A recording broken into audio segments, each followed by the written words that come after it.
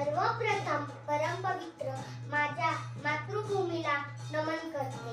उपस्थित सर्व शिवभक्त, मी शिवाजी निलेश हानगुडे पाटील एका अशा महान व्यक्तीबद्दल बोलणार आहे ज्यांचा मला तुम्हाला नाही तर संपूर्ण देशाला जगाला अभिमान आहे. ते म्हणजे छत्रपती श्री शिवाजी महाराज.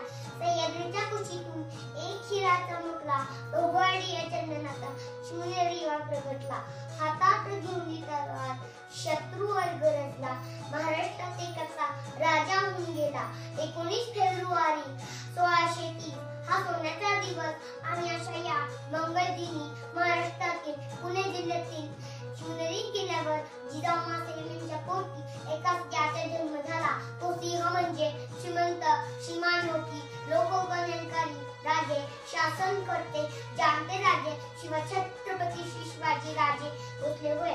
गडावरील शिवाई देवीच्या नावावरून त्यांचे नाव शिवाजी ठेवण्यात आले आणि त्यांच्या वडिलांचे नाव शहाजी राजे भोसले आणि आईचे नाव जिजाबाई होते. शिवराय लहानपणापासूनच अत्यंत हुशार आणि कुशाग्र बुद्धीचे होते. त्यांना मासाहेब जिजाऊ यांच्याकडून विविध कलांचे शिकवण आणि वडील शहाजीराजे भोसले यांच्याकडून शौर्याचा वारसा मिळाला आणि म्हणूनच बालवयात असताना अनेक युद्धकलांचे प्रशिक्षण घेतले. शिवाजी महाराजांनी वयाच्या 15 वर्षी स्वराज्याचे स्वप्न मनात बाळगले. रायरेश्वराच्या मंदिरातून जिवाला महाराज सोबत गुलामगिरी नष्ट करून स्वराज्य स्थापन करण्याची शपथ घेतली. स्वराज्याची निर्मिती करणे ही काही सोपी गोष्ट नव्हती. त्यावेळी सर्वत्र गुलामगिरी होती. समोर होते बल्लाळ शत्रू. अशा अनेक मावळ्यांनी आपल्या प्राण तळाला लावले. त्यामध्ये बाजीप्रभू देशपांडे, नेताजी पालकर, कोंडाजी फर्जर, तानाजी मालुसरे अशा अनेक शूरवीरांनी आपल्या शिवरायांची साथ दिली होती. शिवराय आपल्या चतुर आणि चाणाक्ष बुद्धीने मावळ्यांच्या सटकुनी बल्लाळ शत्रूंचा म्हणजे अफजल खान, शाहिस्ते खान, औरंगजेब अशा अनेक शत्रूंचा हरवून टाकले होते. जिजाऊ मातेंनी पाहिलेले स्वराज्याचे स्वप्न सत्यात उतरवले.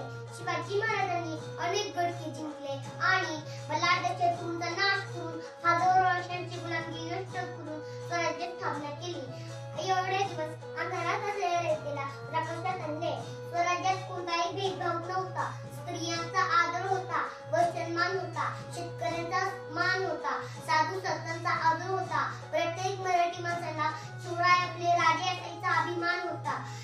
आणि शिवराय फक्त एक राजे नव्हते तर ते स्वतंत्र नीतिमत्ता आणि सुसंस्कृत समाजाची निर्मिती करणारे एक शिल्पकार होते. राजे असंख्य झाले आजवर या जगती, अशुभा समान मात्र कुणी न झाला. गर्व ज्याचा सैन्या महाराष्ट्राला, एकच तो राजा शिवबा झाला. गंगा सिंधू यमुना गोदा कलशातून आल्या, शिवरायांना स्नान घालून धन्य धन्य झाल्या. भीमी पावली टाकती येता, रुद्राचा अवतार अग्निनळ हृदयातून उमटला. हर्षे जय जयकार. जय जिजाऊ.